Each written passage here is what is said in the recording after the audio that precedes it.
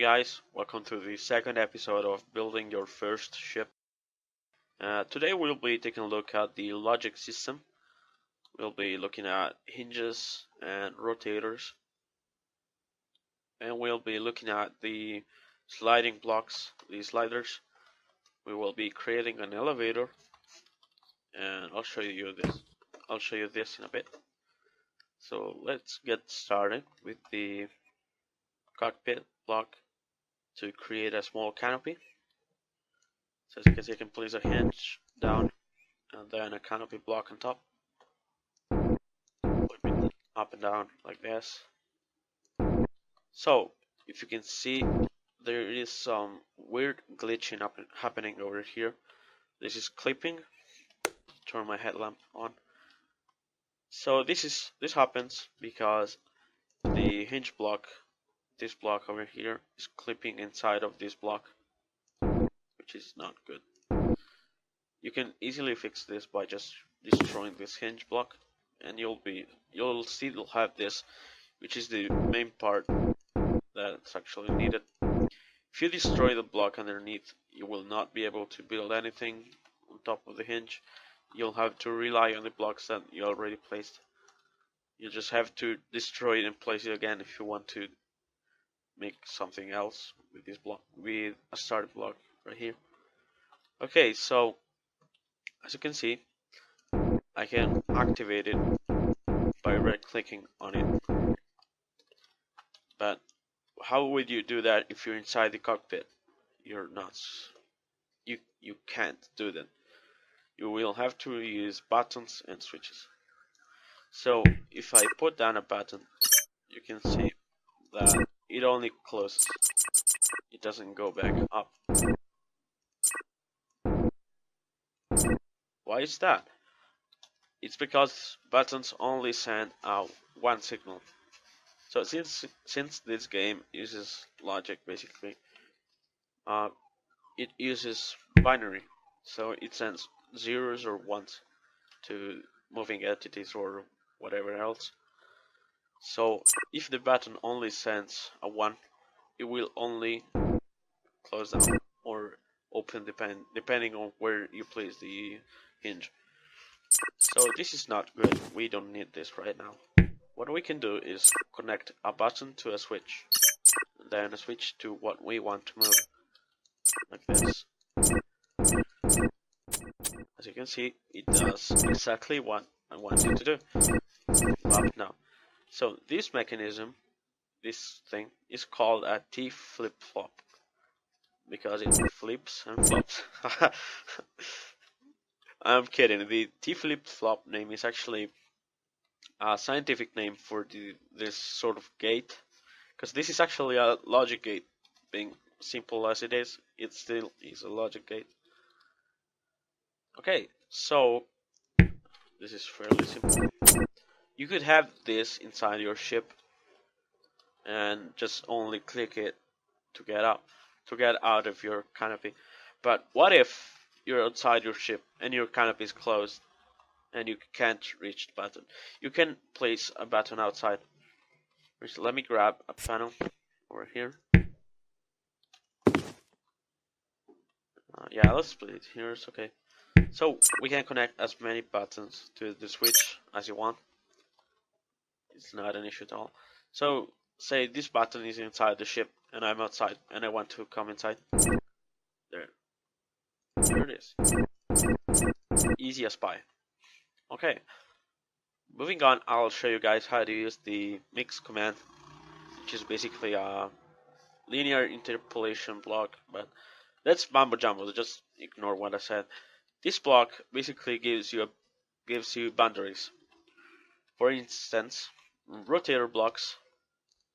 If I place a block over here, if I activate it, it will rotate 360 degrees. Let's see that again. I'll place something to show you guys. So watch that pattern for now. It will rotate 360 degrees, and this is not good. For instance, let me place a ship. I'll show you what I mean, what this is used for. Okay, So I made this ship some time ago, and I didn't quite understand how it worked, but I asked some people, and they were kind enough to help me. So as you can see, I have some thrusters here on the back, and well, let me just deactivate the gravity because it's kind of annoying. Where is it? Where is the gravity generator? There it is. Okay. Okay. Should deactivate. And I'm now stuck. Well, this is a backstory about that. Just gonna throw my way out. Something. Okay. I'll just. So if you guys can see in the lower left, there's like a lock icon. This means I'm within ship boundaries. So it means I'm influenced by the gravity generator. If I step outside, I'm not. Okay. Okay, I'm just going off topic a bit. As you can see, I have a rotator block over here. And let's say I want these thrusters to fall down to rotate only by 90 degrees. If I just right click them or have a button, for example, a switch, whatever, it will rotate it, but not by 90 degrees. It will do complete 360 spin, and this is not what I want. So now it will spin back to its zero position, which is where it starts off. Okay, let's do this. Okay, so how do we get it to spin only by 90 degrees down? So I have obviously the mechanism inside.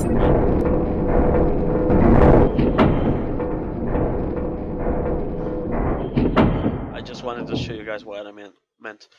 As you can see, these thrusters fall down.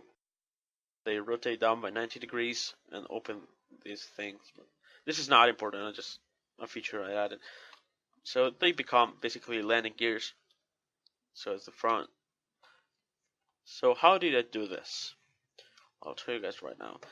So inside my ship, I have the logic computers over here. I removed some. There were some panels over here to cover them just to give them a nice look.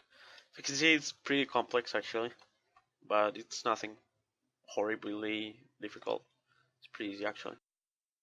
So whenever we press a button, let me just. So this is the cockpit actually. There are some buttons over here.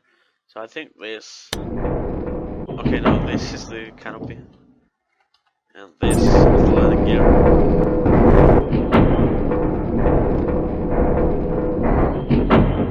Okay, so I had this button connected to these blocks. I think I have it here. Yes. So this is a two-link command or block, whatever, dual link. So it takes one input from the button, which is also connected to a switch. I think this is the switch actually. So the button goes to this switch, and then this switch goes to this input. Then the two outputs go each into these mix blocks. So I have some boundaries here, of course. So we have two values, A and B. So every time we toggle this mix block, the moving entity we have will go between these two values. So how it works is corresponding to 360 degrees. 360 degrees correspond to 1. So if you want 90 degrees, you will move by 0.25. If you want 180 degrees, you will move by 0.5. And 270 degrees will be 0.75, etc. Pretty easy to understand actually. So let's see these boundaries. We have here 1 and 0.75. Why? Because this is the right thruster, I think, which is basically mirrored from the left thruster. So it basically rotates counterclockwise, I think. Yeah, counterclockwise. So I had to spin the rotator 360 degrees to then be able to rotate it counterclockwise. So why is it 1? Because 1 is the starting position for counterclockwise rotating uh, rotators. So if I wanted to fall down by 90 degrees, I will have to rotate by an increment of 0.25. So from 1, its starting position will go down to 0.75. On the other side is much easier because you have 0 and you rotate by 0.25. So we'll see right now those values, which should be this. We have 0 and 0.25. Okay, so let's see actually this build. I will show you guys right now. Let me just get rid of this. Play some blocks just to get a nice shape. Okay, let me grab our mix command. Place it over here. What? Okay, there's another bug. It's not showing up. I have no idea why. Let me try. Okay, this is the issue with testing games, playing games so early. This game is not even in alpha right now, so yeah, it's not showing up. Why is it not showing up? Happens with early games. Okay, so we have a mix command block and a switch and a button. So as before with the canopy block, we just connect the button to the switch to the input. Actually, let me just rotate this mix block just to have the input on the left side so it's nearer, but it doesn't change anything, but it's just to have it neater, I guess. Okay, so the output goes to the rotator. So what are these boundaries? We have A, which is, it's kind of hard to see, but yeah, this one is A, this one is B. So we want it to rotate clockwise. No, clockwise is this way, yes. Okay, so we want it to rotate, say, 90 degrees. So A is 0, B will be 0.25. Okay, so something weird happened right here, you can see. Every time you change these values, you will have to toggle the button 2 or 3 times. Let it do its thing. Okay, it's working, but it's working clockwise. I mean, yeah, clockwise. So what if we wanted to rotate counterclockwise? First stop, we will have to delete the rotator block entirely and get a new one, because we will have to actually connect it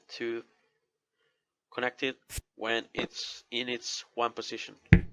Right now it's at 0, so it will rotate clockwise.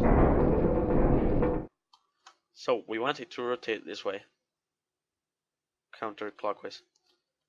So as you can see, I let it spin the whole time, and it is now at its 1 position. And place a block, connect it again. So this time we will have to change the values to 1 and 75.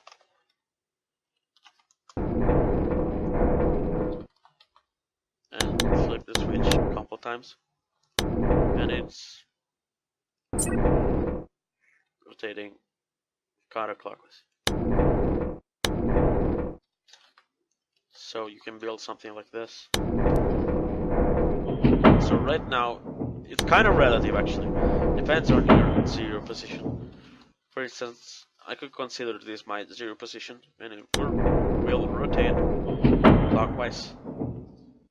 So if I want this structure to rotate counterclockwise, I just flip it by 90 degrees up, and it will rotate counterclockwise. Okay, again, let's try maybe. Okay, let's revert revert it to 0. And this time let's try 0.25. Actually no, 0.25 is 90 degrees again.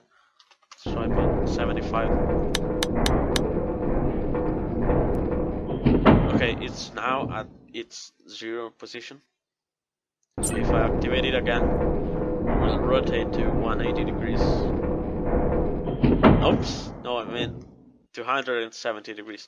180 degrees is 0.5.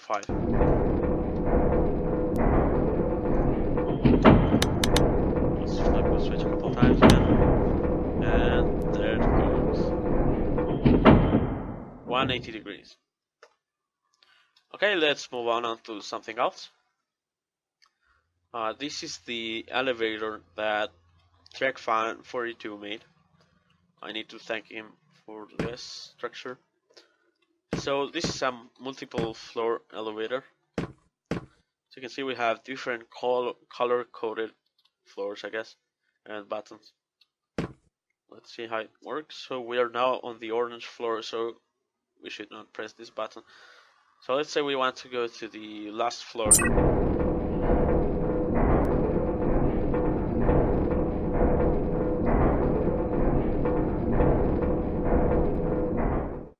Now, okay, we're on the blue floor.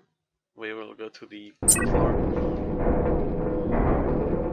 Okay, so the gravity is quite low, so the elevator is moving faster than me, leaving me falling.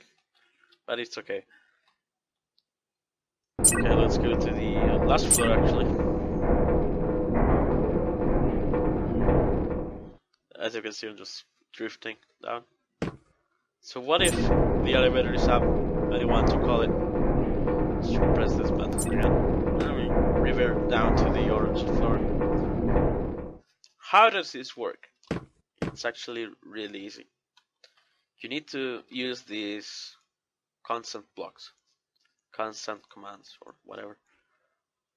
So how it works is basically just with trial and error.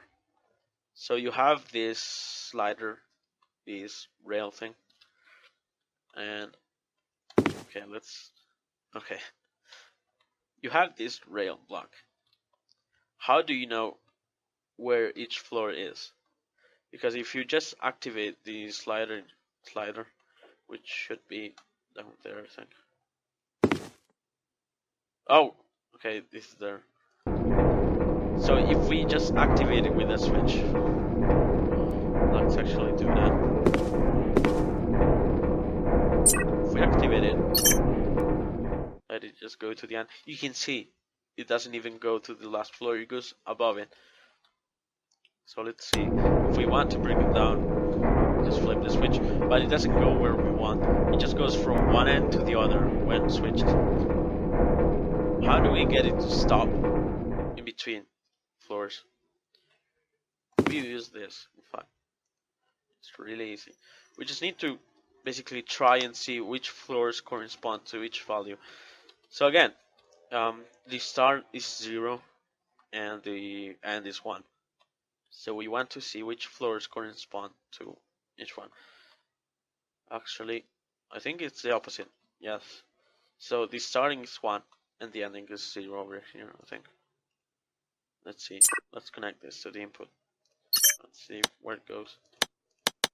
That's not working.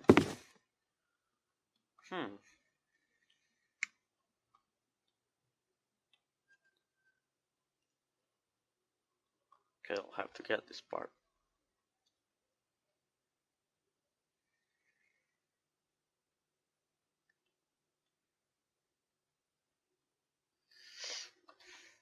Oh, yes.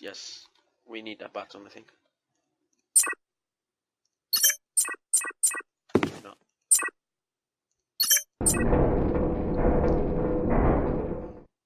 Oh, okay. So guys, I have figured this out. I thought I knew how it worked, but I didn't. Well, yes, it worked how I said, but so 1 is the starting floor, which is why it didn't flip when I toggled it. So if we put down a button, you can see it is now on the second floor, and we feed it a value of 1, it will go down to the first floor like this. So what if we want to go to the third floor? What value is the green floor? It's 0.445 apparently. So if we press the button again, go to the third floor. You can see it's a bit off, but you can place just these half slabs or panels, whatever. So how do you find these values? It's just trial and error, really. Just see which values correspond to what. For instance, the green floor is roughly at half the length of the rail, so it's basically half 1. So a tad less maybe, but it's okay. So you can see 0.15 corresponds to last floor. So okay, we want to go back to the first floor. Just press the button again. You will feed a value of 1, and we go down to the first floor. Please. Okay, you can use this basically in any situation. For instance, if you have a big ship with multiple decks and floors and things, super easy to make. Or maybe like a cart or something that brings you different stations. It's pretty in depth. You can make many things with this logic system. There are some other blocks, but these are somewhat complex, and these ones are new. For instance, there's a new mechanic where you can enter things from a distance. You can like enter cameras or turrets, stuff like that. It's a tad complex, and I'm not really sure how it works right now. I will have to do some research, and I will make another video possibly. There are some other blocks. These are purely logical gates, like your and AND blocks and gates. This one is a little easier. For example, it's the NOT command. It basically inverts, sorry, yeah, any signals you feed it through. So if you feed it 1, it will go to 0. If you feed it 0, it will give 1. So I have basically talked about the basics of using these these useful blocks for shipbuilding. I think I talked a bit too much actually. The video is a bit long. Sorry about that. If you were kind of bored, I'm sorry. But yeah, in the next video, I'll be talking about these more complex gates, what you can do with them, and how to integrate them in your builds, something like that. So thank you for watching, and I'll see you next time. Bye.